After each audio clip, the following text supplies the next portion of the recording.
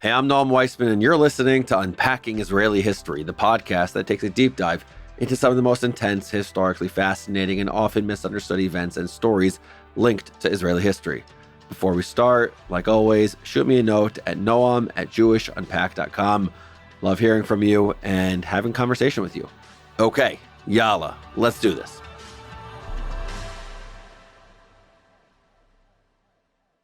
I don't usually get test anxiety. I mean, I'm in my 30s. I'm done with school. I haven't taken a test in a long time. Okay, I just lied to you. I still sweat when I'm sleeping thinking about math tests I do not even have. Like, why did I not study for the trig test tomorrow? Oh, wait, there is none. I'm an adult without homework. But somehow, when the U.S. Census form comes to my house, I'm sweating. I can answer most of the questions without a problem. I'm pretty good at it. Age, I can tell you. Family size, no problem. Education level, gotcha. Who lives here? Easy stuff. But when we get to the question on race, I find myself combing through the options, looking for the one that fits. I'm not an indigenous American. I'm not black. I'm not Native Hawaiian or Pacific Islander. I'm not Hispanic or Latino. I know what I'm supposed to choose. I know that much of the U.S. considers me white. That white technically encompasses people with roots in Europe, the Middle East, and North Africa. But there's sterile census definitions, and then there's how we define ourselves.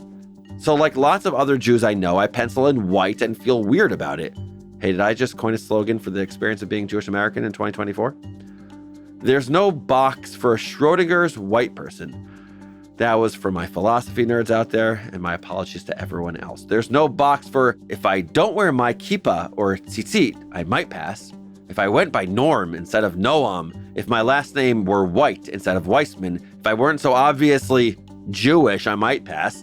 There's no box for, well, white supremacists don't think I'm white, while hardcore leftists think I'm basically a glass of milk, and both are untrue for different reasons that are best boiled down to a profound ignorance of Jewish history. That was a mouthful. I know I'm not alone here. I know there's a movement to expand the category, to make Middle Eastern, North African, Arab its own thing. And to be fair, I don't spend a ton of my time trying to slot myself into nebulous, socially constructed categories that are only useful to government agents collecting demographic data. I get why the US collects data this way. I do. But honestly, I like the Israeli way of doing things so much better in this context.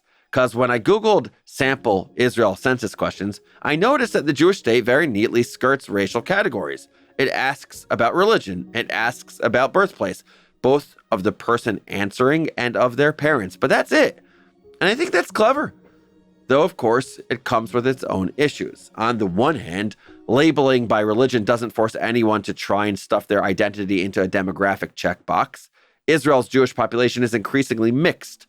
Who has the energy to define themselves as 1/4 Tunisian, 1/4 Polish, and also my mom is Mexican by nationality, but actually my family was expelled from Spain in 1492 and lived in Syria for 430 years before bouncing off to Mexico in the 1920s and coming to Israel in the 70s. As the internet says, ain't nobody got time for that. Yes, that was a meme from 2012. I'm hip, I'm with it, I'm cool. Ain't nobody got time for that. Okay, maybe I'm not.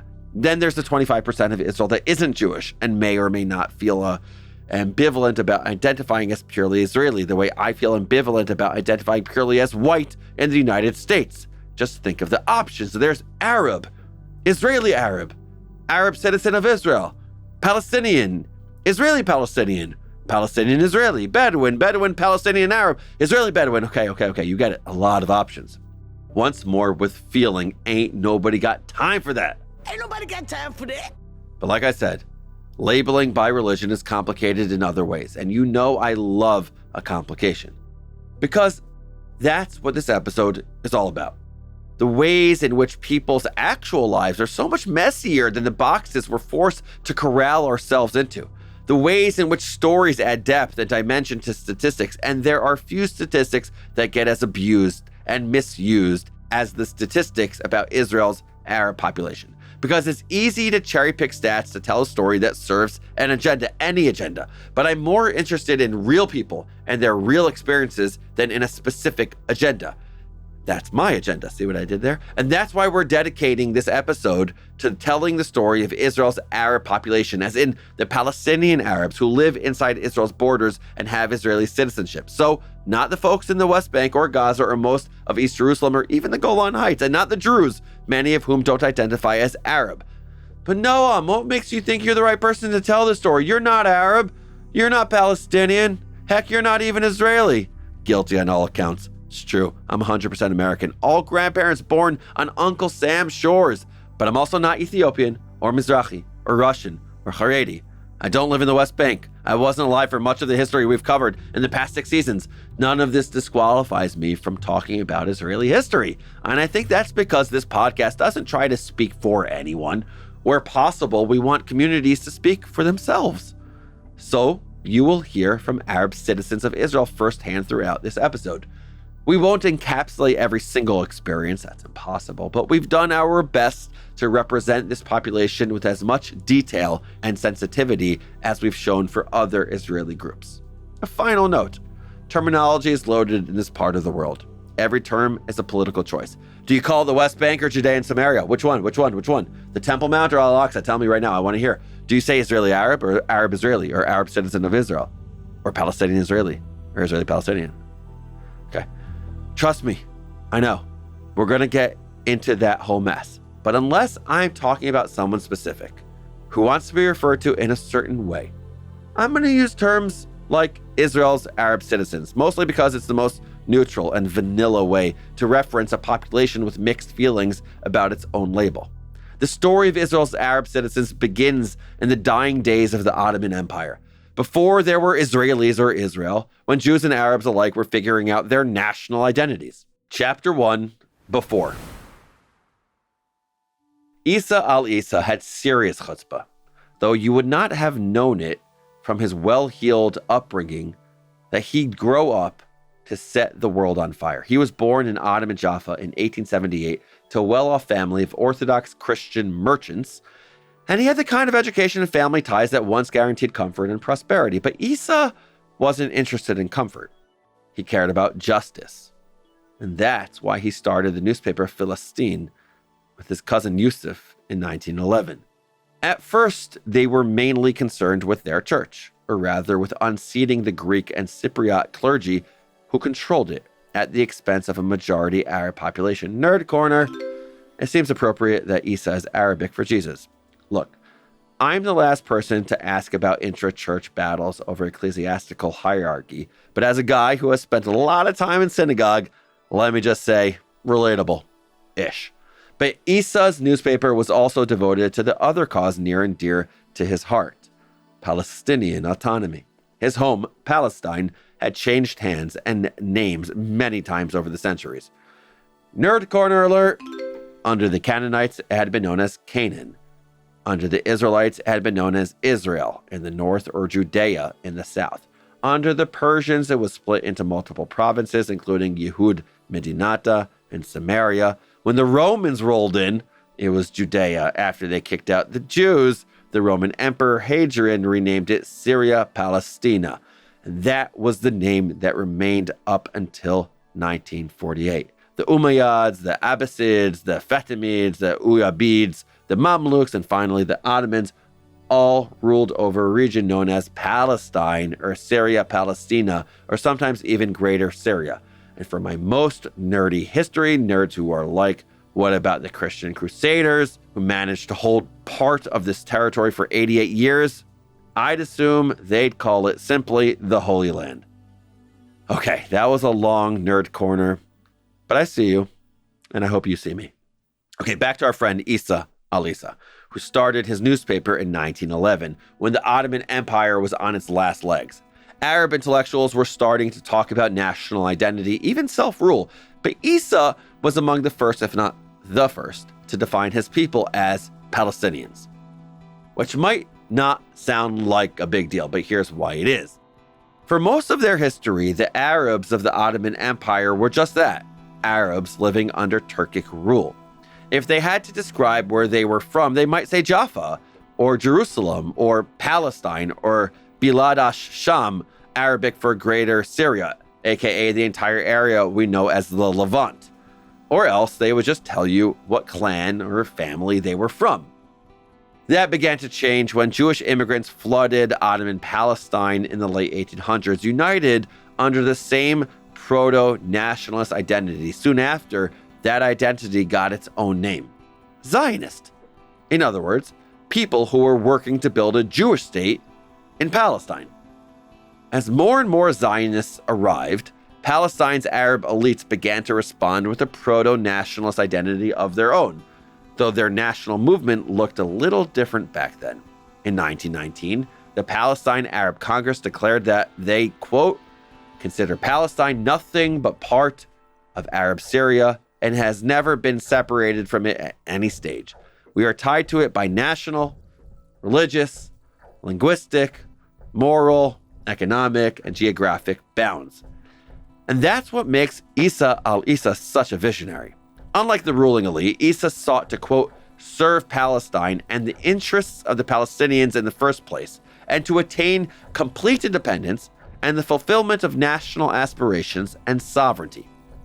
In other words, he was a man ahead of his time, one of the few who saw himself as a Palestinian who deserved an independent Palestinian state, a position that Palestinian leaders wouldn't officially adopt for a few more decades. Though let me be clear, I've seen this point used as a gotcha by people who then claim that Palestinians don't really exist. They wanted to be Syrians. They never even saw themselves as a distinct nation. Palestinian nationalism isn't real. Ugh, and I'm not judging you if this is what you believe. This is what happens when a kernel of a fact gets twisted to serve an agenda. It's kind of like when the Uganda proposal went forth in 1903 and people said, the Zionists don't really care about the Jewish land of Judea, they care about the Eastern African land of Kenya, which is what the Uganda proposal had in mind. There's an agenda when people say that. So let's break down the facts. First of all, last I checked, there are millions of Palestinians in the world, and they're definitely not a figment of my imagination. They exist. I whispered that if you couldn't hear it. You're going to hear from a few of them in this episode.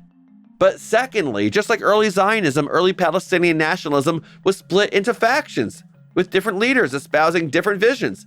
Isa al-Isa was among the first to dream of an independent Palestine, but he certainly wasn't the only one. And as facts on the ground changed, and changed again, more and more Palestinians would come to adopt this vision. Remember our old friend Hajj Amin al-Husseini, the Grand Mufti of Jerusalem?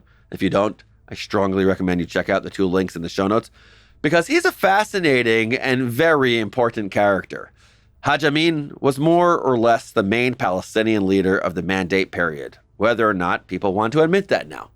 Not because everyone loved him, but because he had a nasty tendency to silence his opposition. In fact, Isa al-Isa was among the Mufti's fiercest critics, but that's a story for another day. Anyway, when Hajj Amin was 19, he deserted the Ottoman army to fight for an independent Greater Syria under the rule of a Saudi Arabian-born Hashemite emir known as King Faisal I. It's a lot of history. It's important. The Syrian National Congress had crowned Faisal the king of Syria in 1920, but unfortunately for Faisal, Hajj Amin and the Palestine Arab Congress, his rule in Syria was very brief. A few months after his coronation, the French showed up and unceremoniously deposed him, and he went on to be the king of Iraq instead. We've covered part of his rule in another episode, link in the show notes. Soon after Faisal went off to rule Iraq, Hajj Amin began agitating for an independent Palestinian state. In other words, his vision for Palestinian self-determination changed along with the geopolitical circumstances, just like the vision for Jewish self-determination. So when I say that Isa al-Isa was ahead of his time, that's true. But he was only ahead by a decade or so until Hajj Amin al-Husseini began to espouse a similar vision. So don't let anyone whip out of context quotes to make you think that Palestinians don't exist, or that they really want to be Syrians, or that they aren't a real people. None of that is the full truth. The only thing that proves is that leaders respond to facts on the ground. And what was true in 1919 was no longer true by 1929. In any event, Isa al-Isa never got his wish of an independent Palestine. He died in Beirut in 1950, an exile whose native city had changed hands 3 times during the 70-odd years of his life. 700,000 of his countrymen had fled or been expelled from the nascent Jewish state of Israel. Roughly 300,000 of these refugees became citizens of Jordan. The other 400,000 remained in limbo, clinging to a specific ethnic identity, but without a nationality. Palestinians without a Palestine, children of a country that had never actually existed. Palestinians call this event the Nakba, or the catastrophe. But there was a third population of Palestinian Arabs whose lives had been utterly upended by the 1948 war. Their Nakba looked a little different from the rest. They had not fled to the surrounding Arab countries. They did not make that decision. They had not been crammed into refugee camps or given Jordanian citizenship. Though some may have been internally displaced during the war, they were on the same land as before. But suddenly, that land was part of a new country called Israel. Non-Jews in a Jewish state. For many, they were citizens of an enemy country. Isa al-Isa, who had conceived of a Palestinian state decades before, had never planned for this scenario. He couldn't have imagined it. So as 700,000 Palestinian Arabs adjusted to life in exile, 150,000 newly minted Israeli citizens had to confront an unexpected question. Who were they? Chapter 2, 1948 to 1966. The excellent podcast, Unapologetic, The Third Narrative, which is co-hosted by two Arab citizens of Israel named Ibrahim and Amira, released a special episode called Nakba Stories recently. Of the three stories they featured, I can't stop thinking about the third. About a woman who was 20 years old when the first Arab-Israeli war came to her village. Ijzim was one of the wealthiest villages in Mandate Palestine, and she describes an idyllic childhood. And then the rumors started. In the cafes of Ein Ghazala, men warned one another that the Jews were coming, and they were going to bomb the entire countryside. The rumors turned out to be true. Israeli warplanes shelled Ijzim, forcing its inhabitants to flee, and this woman and her family became refugees on their own land. Though they're Muslims, they fled to the Druze village of Daliyat al-Carmel near Haifa, where a Druze family took them in until they found their own house. Like her old village of Ijzim, Daliyat al-Carmel is inside Israeli territory, making this woman an Israeli Arab, a nationality born through war and displacement, foisted upon her without her consent. In fact, zooming out for a second, most Israelis, regardless of ethnicity or religion, became Israeli through war, displacement, and refugeehood. Want to hear a crazy stat, which I find mind-boggling? It's nuts. Roughly 1/3 of Israeli soldiers in 1948 were Holocaust survivors. That's insane. And by 1951, the Jewish Israeli population would double, yes, double, as the Arab world disgorged most of its Jews, brutalized and penniless.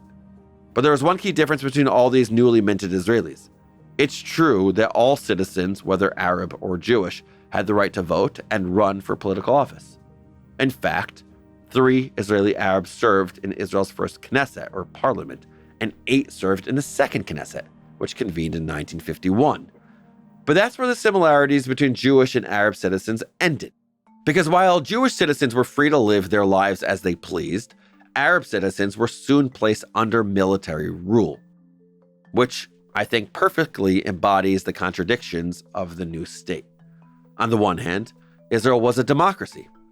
Its Declaration of Independence promised, quote, complete equality of social and political rights to all its inhabitants, irrespective of religion, race, or sex. Though nerd corner alert, the Declaration of Independence never actually uses the term democracy. See the show notes for more on that. And just so you know, we've got a big, juicy episode coming up about the contradictions of Israeli democracy, the complexities of it all. Stay tuned. Regardless of what the Declaration of Independence said or didn't say, all of Israel's citizens could vote. Minorities enjoyed representation in parliament, and the state tried, in a variety of ways we'll describe in a sec, to integrate Arab citizens into wider Israeli society for its own reasons. On the other hand, Israeli leaders worried that they were harboring a fifth column, a potentially dangerous enemy on the inside. This wasn't an entirely unfounded fear. Let's explore. every Jew in Israel was well aware of the rhetoric that had driven Arab armies during the War of 1948, including the so-called Arab Liberation Army, whose emblem was a Jewish star pierced with a sword.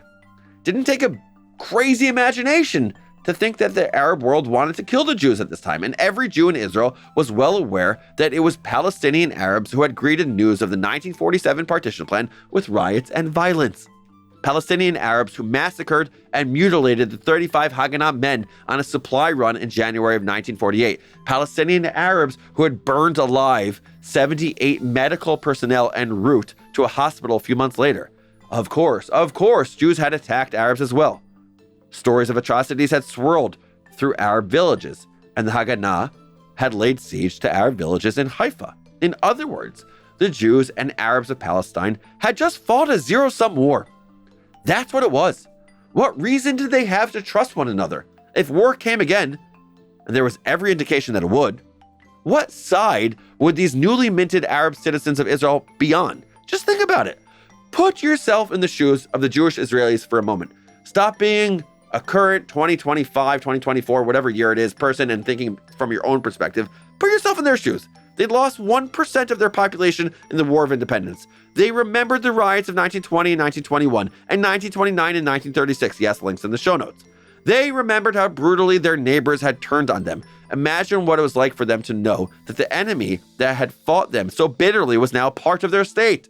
So I'm not justifying military rule, but I understand the very real fear that gripped Israeli Jews in the first few years of statehood. I get it. And I think you probably do too. Israeli leaders, gripped by two competing impulses, offered citizenship to the Arabs within their borders and then governed those citizens with military laws that limited their basic civil rights.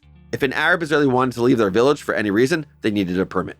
They also risked being detained by police or military forces en route, particularly if they were out past curfew. Yes, you heard right, curfew. Israeli Arabs literally had a curfew. If an Arab Israeli wanted to hold an assembly, well, they were out of luck. Criticizing the authorities or flying a Palestinian flag was a risk. Reciting nationalist poetry was a risk. Singing nationalist songs? Forget it. Sure, Arab citizens could write angry letters to the editor. Sometimes they would even be published. But the smallest whiff of politically inflammatory ideas could summon a visit from the authorities. And the definition of politically inflammatory was subjective and expansive. But perhaps most challenging of all, and if I'm honest with you, and I try to be, this is giving me some serious twinges to say, martial law gave the military the right to seize Arab land, declare it a closed military zone, and then give it to Jewish people. By some estimates, between 48 and 67, Arab citizens of Israel lost 40 to 60% of their land. To add insult to injury, formerly Arab towns were given new Hebrew names. The village of Ijzim was settled by Czechoslovakian Holocaust survivors who renamed it Kerem Maharal, or Maharal's Grove, in honor of the Maharal, a medieval Czechoslovakian rabbi. The village of Ein Gazala, where the rumors had swirled of an impending Jewish attack, was renamed Ein Ayala, which is simply the Hebrew translation of the original name. Both mean the spring of the gazelle. Meanwhile, the Palestinian village of Tantura was renamed Dor, a nod to its biblical name. In some ways, it's the original name. Names are one indicator of national culture. But there are many, many others, and most of Israel's cultural touchstones signaled to Arab Israelis that they were a minority in someone else's country. Somewhere between invisible, which they were not, and threatening, which many thought they were, and many actually were absolutely not. The flag that fluttered above their heads was emblazoned with a Jewish star, a Star of David. Their unofficial national anthem spoke of a Jewish soul that looked east to Zion. Nerd Corner alert, Hatikva wasn't formally adopted as the Israeli national anthem until 2004, which is a fact that will never fail to blow my mind.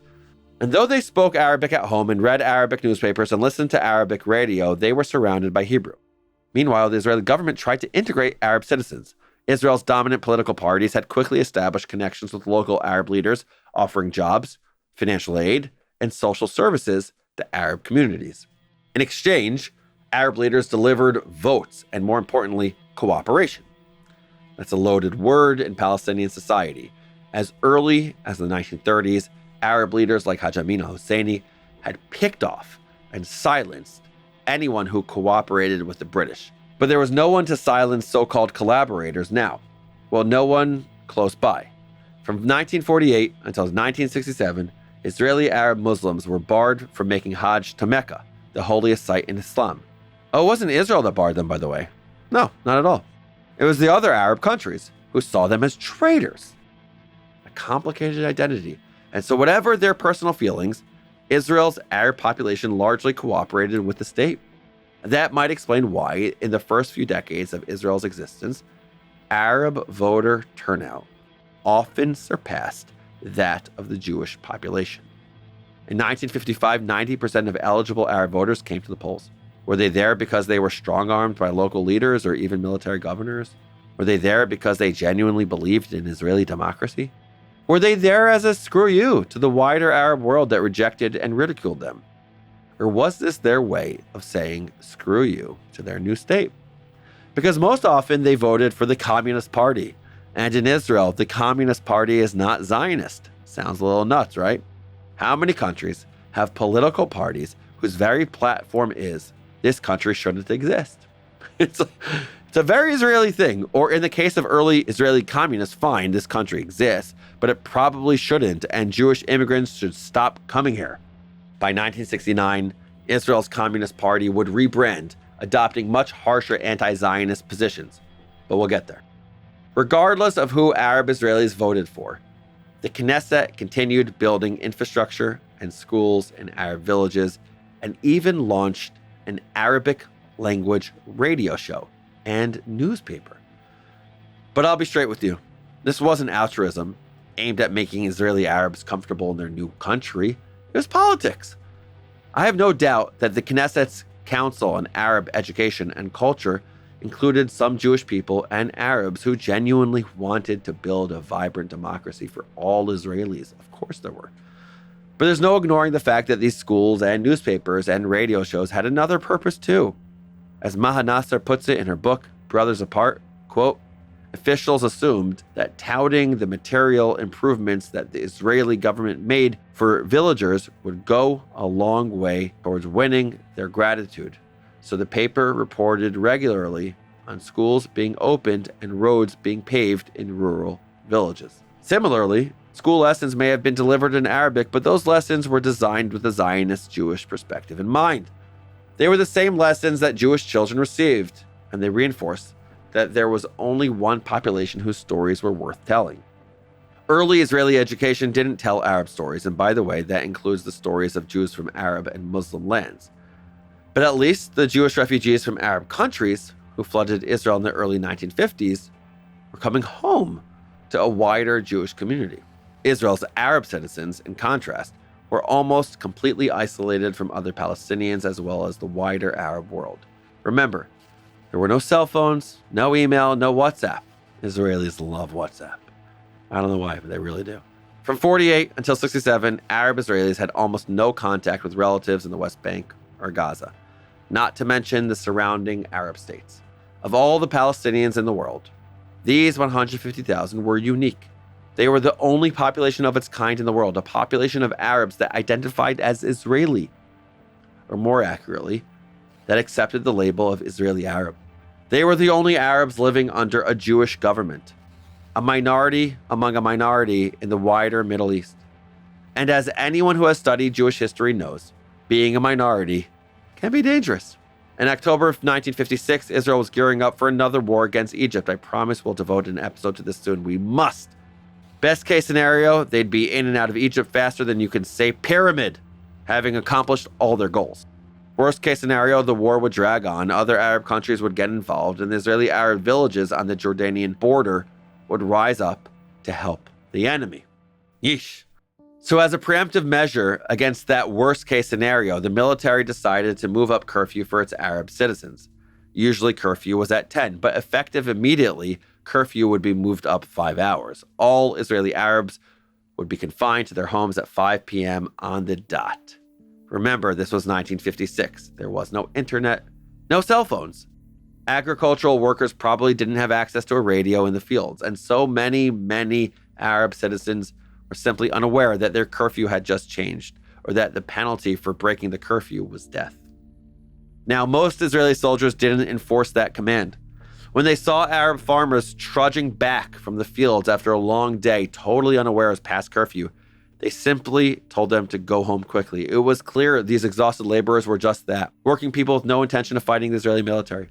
But one platoon obeyed their orders a little too zealously. As Arab citizens from the village of Kafr Qasim trudged home after 5 p.m., Israeli soldiers shot them, killing 49 people, including a pregnant woman and her unborn child.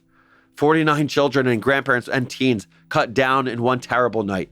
We told this horrible story a few seasons ago, link in the show notes for more. It's hard to overestimate the effect of that massacre on the Israeli Arab psyche.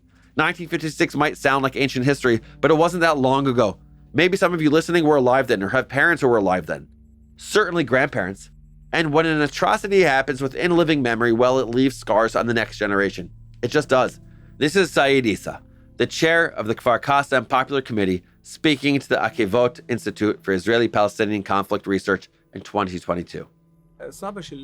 My grandfather, Ahmed Muhammad Fred Sus, was murdered during the first wave. He was among the cyclists who came to the village first after a regular workday. They murdered him and the cyclists who were with him. He left behind 2 daughters and 2 sons.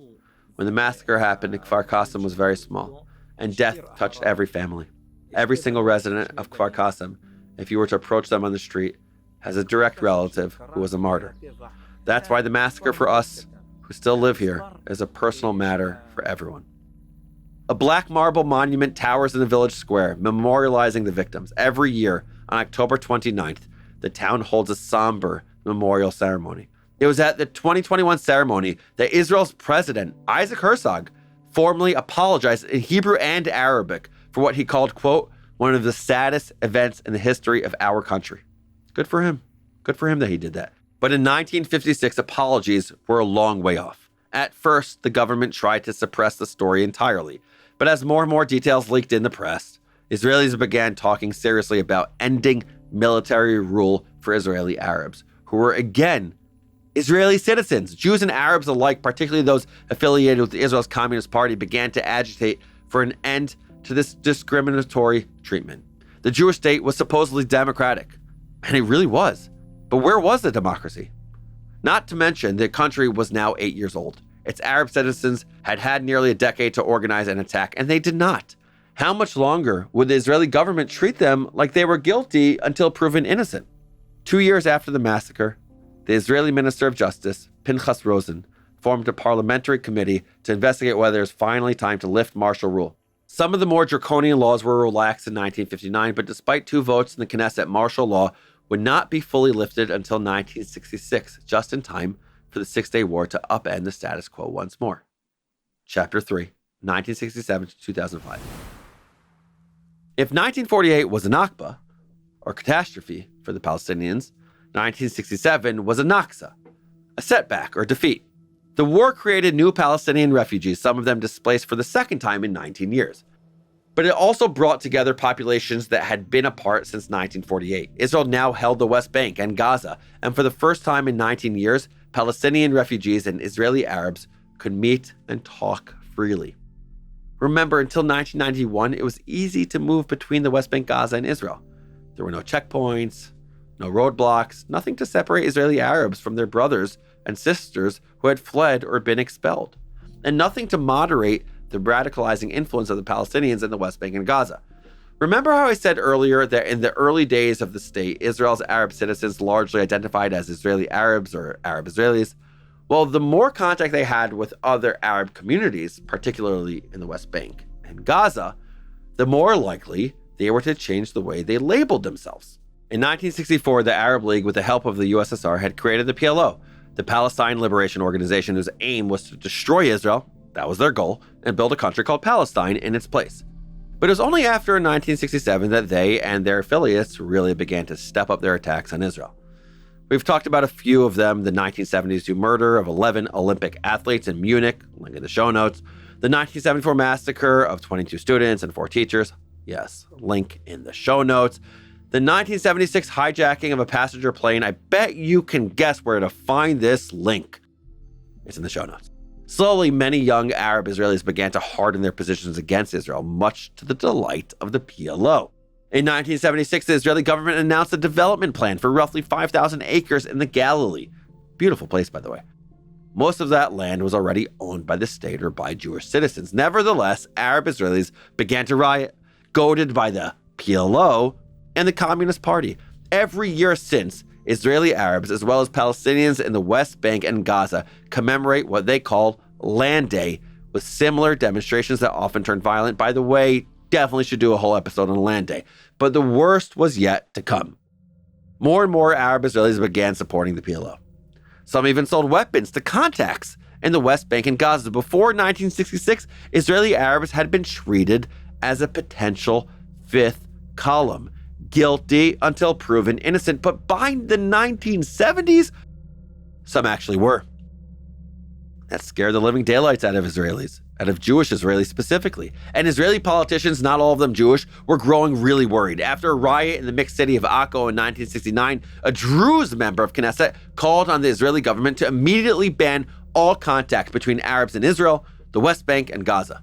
He was Druze. He was not Jewish. Or as he put it, if the authorities didn't put out the fire in their neighbor's home, quote, the fire will eventually burn their home as well. The fires began in earnest in 1987 with the eruption of the first Intifada, and they consumed some unlikely victims. I went through a terror attack in the first Intifada when I was 5.5 years old in the Gaza Strip. That was Lucy Aharish, one of Israel's most famous journalists, who made history as the first Israeli Arab news anchor on a mainstream Hebrew language channel. But in 1987, she was just a child, an Arab Muslim who lived in the mostly Jewish town of Dimona and attended a Jewish school. On the weekends, her parents might drive the family to Gaza to do some shopping or relax on the beach. But there was no relaxing that morning in 1987. We just parked the car and the owner of the shop was just about to leave and to close the shop. And my father is telling him, what's going on? Everything is closed, nobody's on the streets. And he told my father, well, security situation lately is not that good, and the young people here are talking about Intifada, but you know what? You made it all the way from Dimona. I will open the shop for you. And just when we were about to leave, the owner of the shop just got close and said to my dad, just do me a favor, until you're leaving Gaza, just make sure that your windows are closed. He told him, you look Jewish. Well, put the Quran. Put a newspaper in Arabic on the dashboard so people will know that you're an Arab. No, you need to understand, you have a yellow license plate. People might confuse you with being Jewish.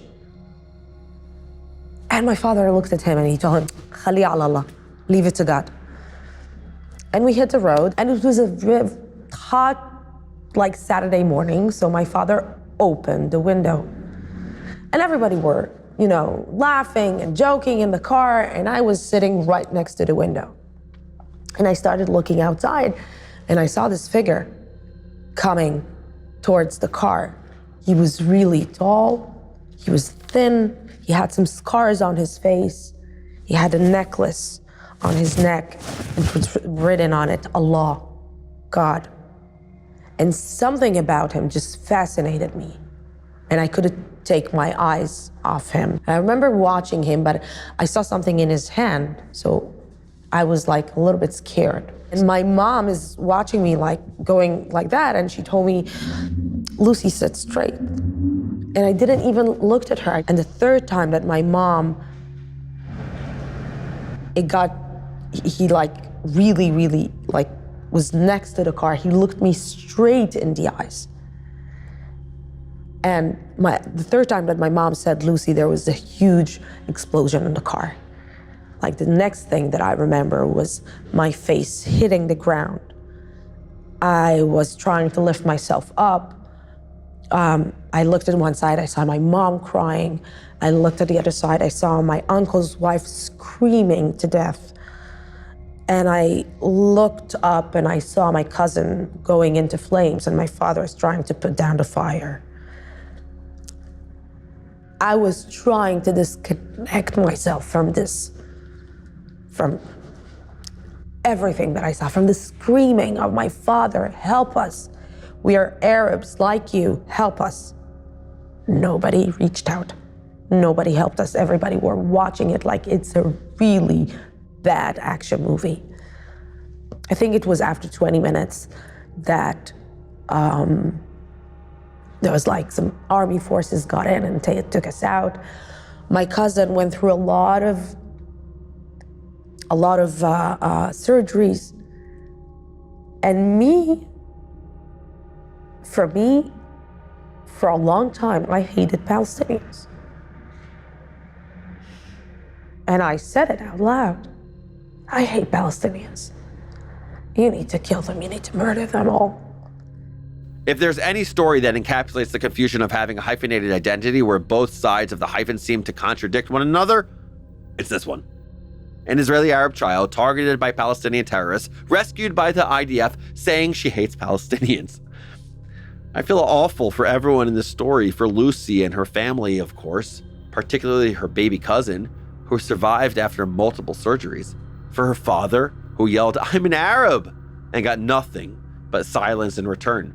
But I also feel awful that Lucy's attacker was so curdled by hatred that he lobbed a grenade at a happy family with multiple children. I feel awful that for 20 minutes, people just stood there and watched, unwilling to help. Either because they too were full of hatred, or more likely because they were afraid that if they helped, they would be branded as collaborators. And I feel awful knowing that for many years, Lucy said she hated Palestinians because the only thing that separated her from the Palestinians of Gaza was an accident of fate. And there's something so tragic about a child growing up to hate something that lives inside them. But if the first Intifada radicalized Lucy to hate Palestinians, at least temporarily, it also radicalized many Israeli Arabs in the opposite direction. To quote Professor Ephraim Karsh, quote, "Showing their support for their brethren in the occupied territories, Israeli Arabs committed acts of vandalism, burning forests, stoning private cars, destroying agricultural crops and equipment, and launched armed attacks on Jews within Israel proper. In the course of 2 years, the number of such individual attacks rose sharply from 69 in 1987 to 187 in 1989, and acts of sedition from 101 to 353. Now, in a population of nearly 1 million Israeli Arabs, 187 incidents is, well, it's not good, but certainly not common. Still, such incidents did nothing to bring Arabs and Jews in Israel closer together. As the 80s gave way to the 90s, more and more Israeli Arabs began identifying themselves explicitly as Palestinians. This obviously delighted the PLO. Even as they negotiated peace deals with Israelis, they pumped millions of dollars and loads of propaganda into Israeli Arab towns, including videos that exclaimed, "Zionist, your death is in my hands." In the Knesset, several Arab Israeli politicians cheered on attacks against Jewish Israelis, inciting their communities to continue the struggle. Of course, not every Arab Israeli felt this way. Many resented that the PLO, while flooding their towns with propaganda, had deliberately excluded them from decision-making during their negotiations with the Israeli government. And while most were excited by the prospect of an independent Palestinian state, they weren't even sure whether they wanted to live there. They had no interest in blowing up buses or killing Zionists. In fact, many Israeli Arabs assumed that once the conflict was solved, their own standing would improve within Israel. I want to pause there for a second. Think about that. Israelis and Palestinians were negotiating the prospect of a Palestinian state.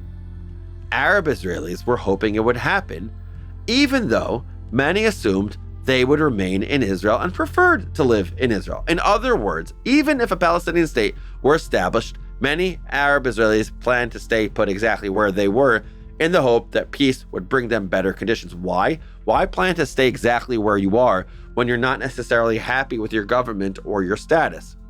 Like Israeli Jews, Israel's Arab citizens are deeply bound to the land. But their connection to the land is often much more direct and specific.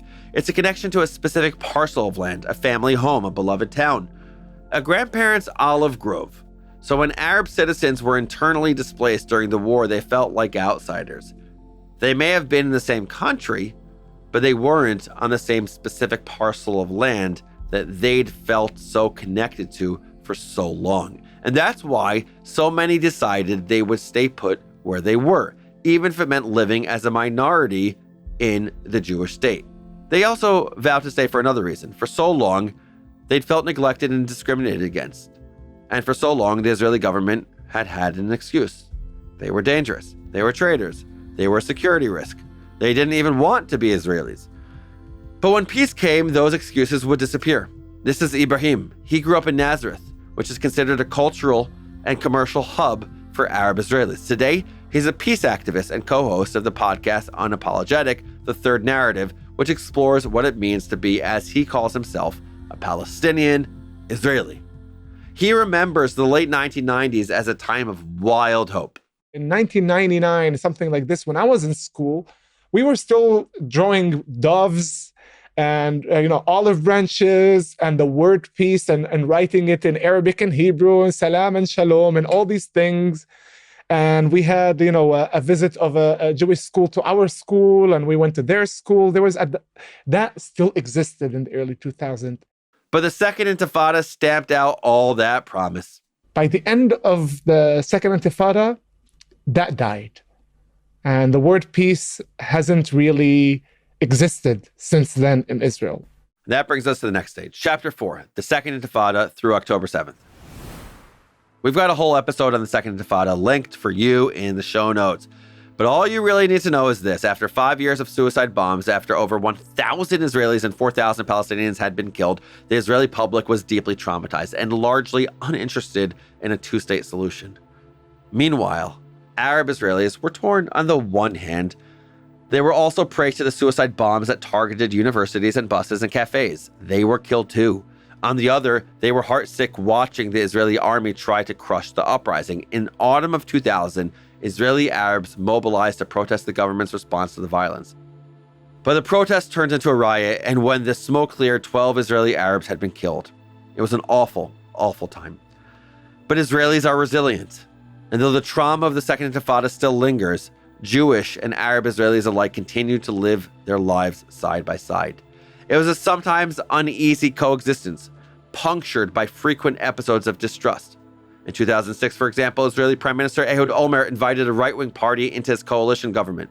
That party's leader, Avigdor Lieberman, made headlines with his so-called Lieberman Plan, which suggested that Israel transfer its Arab towns to the PA while annexing major Jewish settlements in the West Bank. If an Israeli Arab chose to stay in Israel, he or she would have to pledge an oath of allegiance to Israel. But to be fair, under this plan, the oath would be mandatory for Jews too. For many reasons, this plan didn't sit well with many people. Lieberman was willing to simply trade a significant portion of Israel's citizenry away to the notoriously corrupt and inept PA. I don't know if he thought he was being generous, not in his brain, giving Arab Israelis a choice, but from my perspective, and certainly from the perspective of many Arab Israelis, this was very painful for them. It was insulting to them. A symbol of how little their government actually cared about them. Still, things continued to improve. Education rates went up. In 1990, only 63% of Arab Israeli teens were enrolled in high school. By 2015, that number had climbed to 93%, lagging behind Jewish Israeli enrollment by only 4%. Arab Israeli women, in particular, are outshining the men. In 2010, only 13% had college degrees. In 2020, that number rose to 27%, more than doubling in just a decade. As education levels rose, so did household income. It's true that the average household income among Arab Israelis is still roughly 1.9 times lower than that of Jewish Israelis. But among certain populations, the gaps are closing fast. Arab Christians in Israel are among the wealthiest and most educated citizens in the entire country. Over 80% of all Arabs in Israel's booming tech sector were educated in Christian schools, even if they're not Christian themselves. Of course, plenty of Muslim Israelis have found success as well. Here's Lucy again describing her family's impressive achievements. I'm a presenter on a mainstream TV channel in Israel. It's like, no, my sister is working in one of the big banks in one of the major banks in Israel. My other sister is the general manager of a big hotel in Eilat. And check out what Tamer Massoudin has to say, who has one of the most complicated identities I've ever heard of. He's Israeli, Arab, Bedouin, Muslim, Black, and a proud Zionist. Here's how he describes living in Israel to my colleague and friend, Yirmiyahu. I'm not Jewish, I'm Muslim. All my rights as a Muslim are preserved. I can marry who I want. I can, work where I want. I can, if I want to, I can enlist in the army and defend the state of Israel. It's not like I'm joining the Jewish army, I'm joining Israel's army. So like, there's no law that prohibits me from running as a candidate and becoming a prime minister, right? There is nothing that prevents it. I can work in the private sector where I want and where I go. I can open my own practice, I don't know, let's say law firm here in Israel, and you can do the same. So basically, there's no laws, there's no things that prevent me from doing stuff as a minority, as an Arab, as an Israeli. Of course, those are just some experiences. There are others too, and they're a lot less rosy. Experiences of neglect, and lack of funding, of domestic violence, of poverty, of crime. Spiraling violence in Israel's Arab sector continues. 6 people wounded this evening as masked attackers entered a home in Kafr Qasim and began shooting. Israel needs to govern within the Arab community. Right. A government does not govern within the Arab community, not with security aspects, meaning police force, Shabak, and all other arms of law enforcement. The Israeli government, the state of Israel, is almost absent in Arab towns. Not only that, but it's also absent in many other fields. When they talk about cutting budgets, the budgets that are needed are almost 3 times the budgets allocated, and this government allows itself to extend its arms to even the small amounts that are needed to invest in young people, to make sure that they do not go to crime, they do not go to antisocial activities.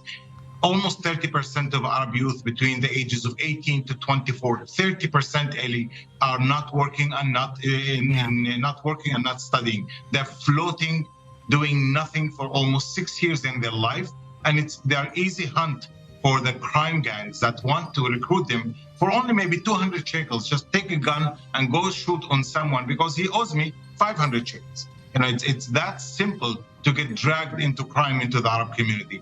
And yet, despite the hardships, despite the neglect, most Arab Israelis see themselves as part of Israel, even if a marginalized one.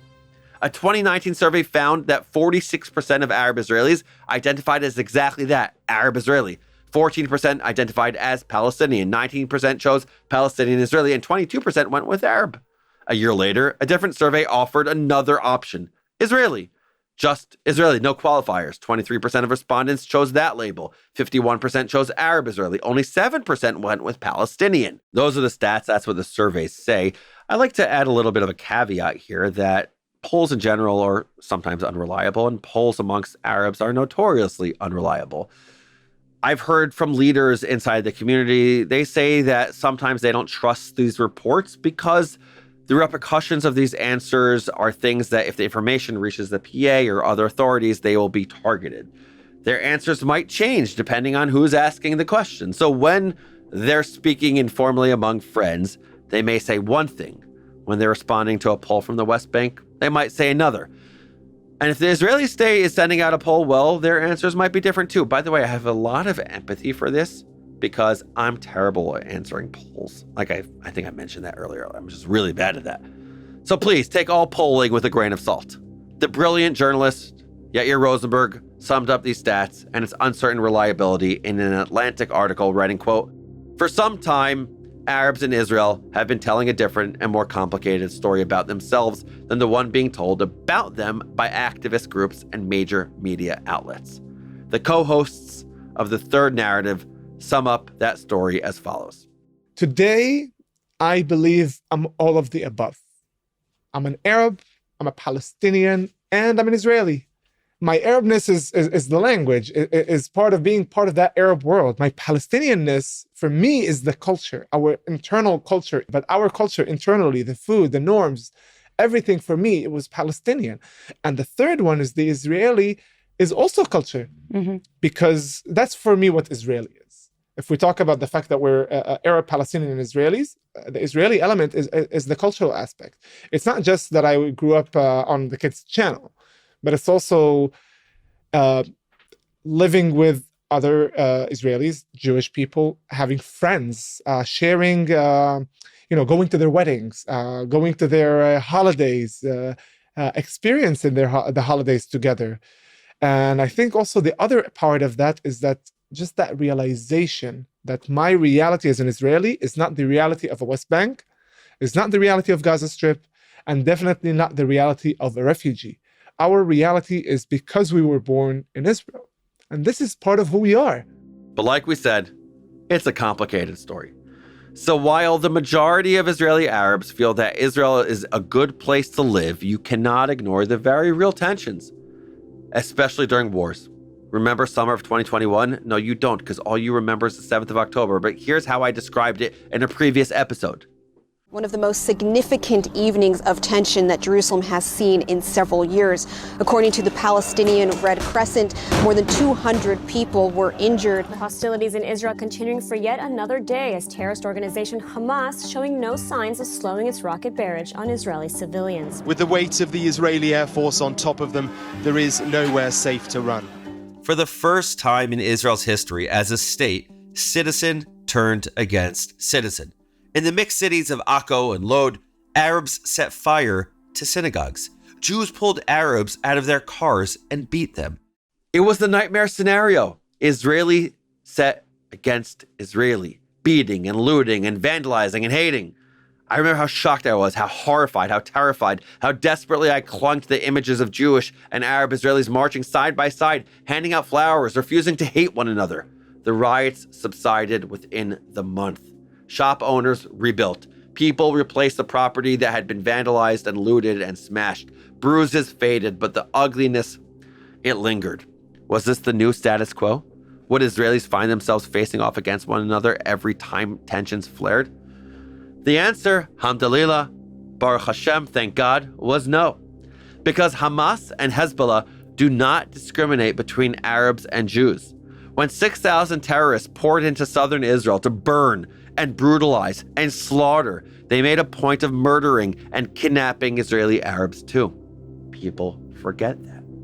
On October the 7th, they stripped, beat, and eventually murdered 36-year-old Osama Abu Assa as he pleaded with them to please not enter the shelter where 30-some terrified kids were hiding, including Aner Shapira and Hirsch Goldberg Poland.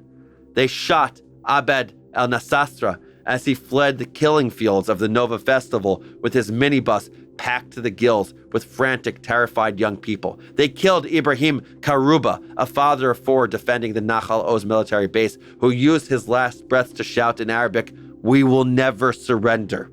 They murdered Awa Darausha, a 23-year-old paramedic who came to Nova Festival to save lives.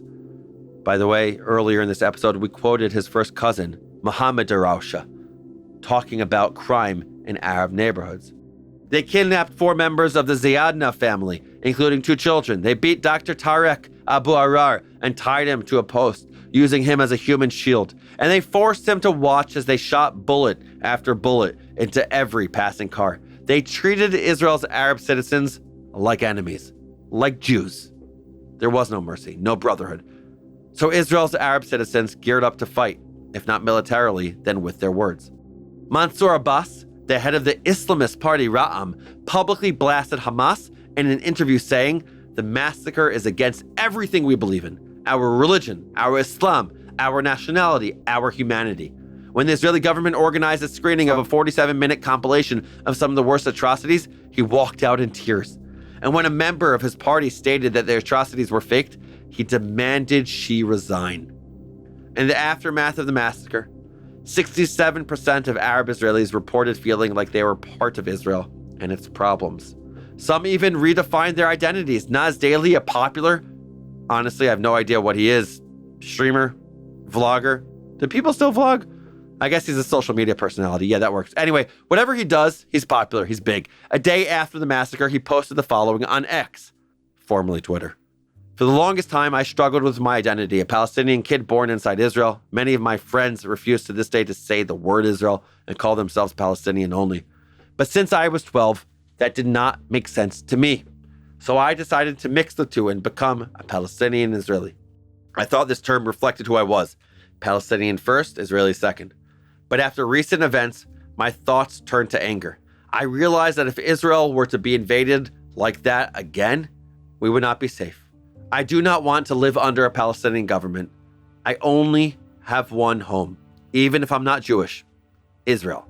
That's where all my family lives. That's where I grew up. That's the country I want to see continue to exist so I can exist. I love Palestine and I have invested in Palestine, but it's not my home.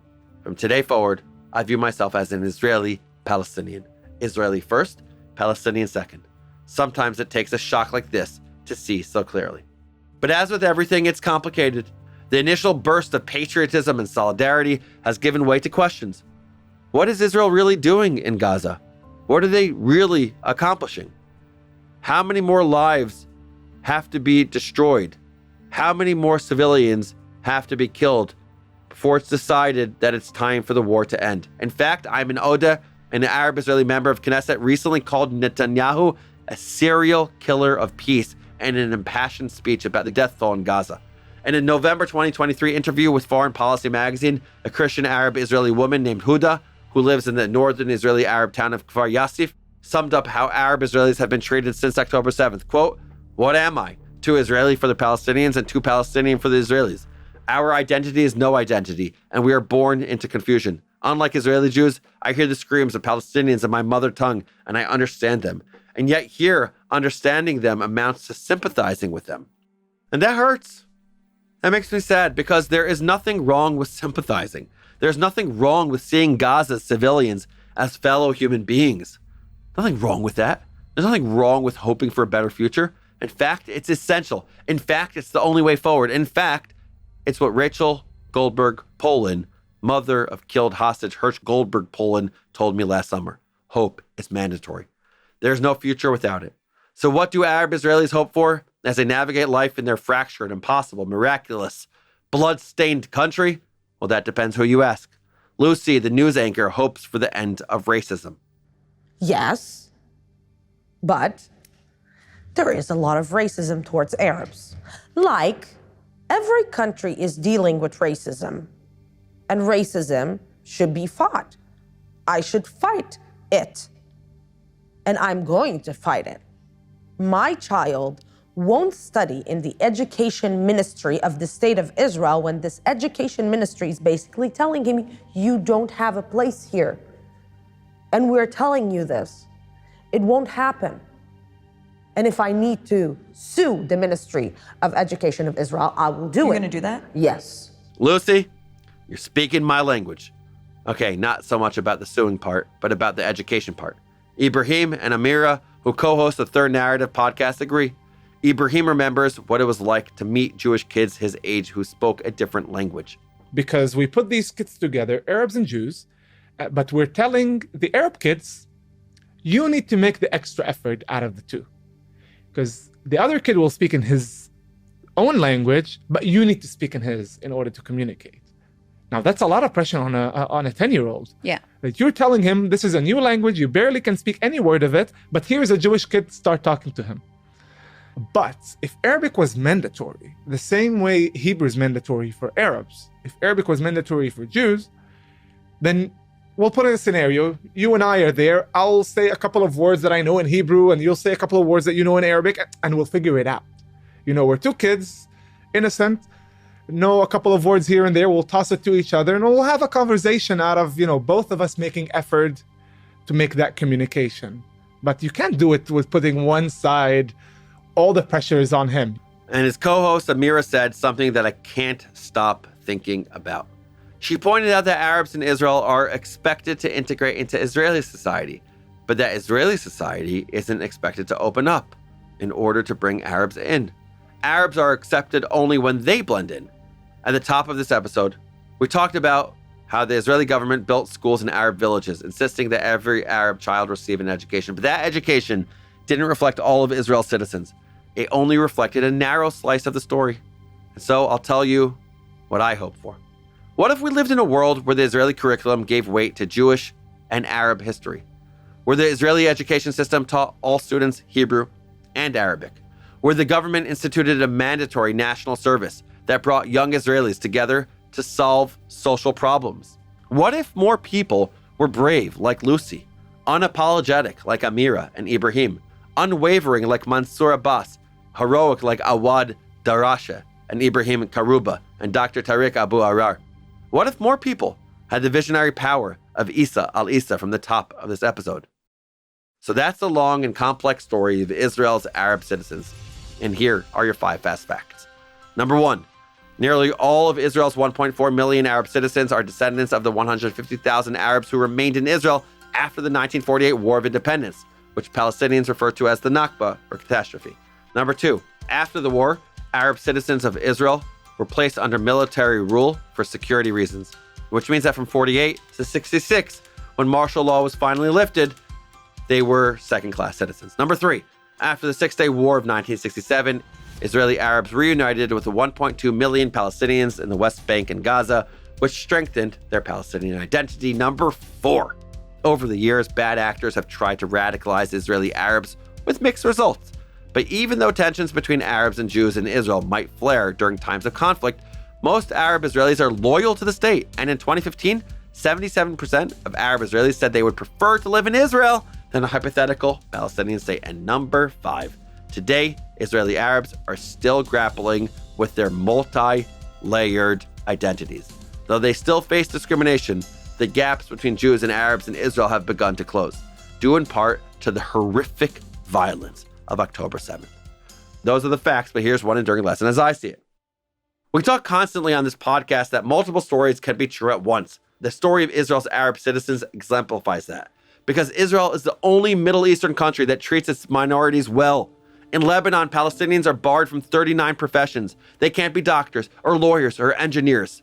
Actually, nerd corner alert, to be accurate, they can be doctors in refugee camps, but not in Lebanese hospitals or medical centers. But the point stands.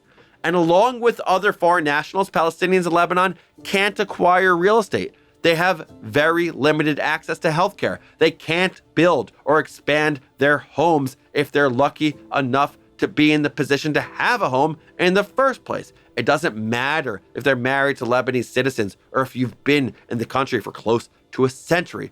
Yet no one is calling Lebanon an apartheid state. I'm not putting Lebanon on blast because Israel is so perfect, by the way.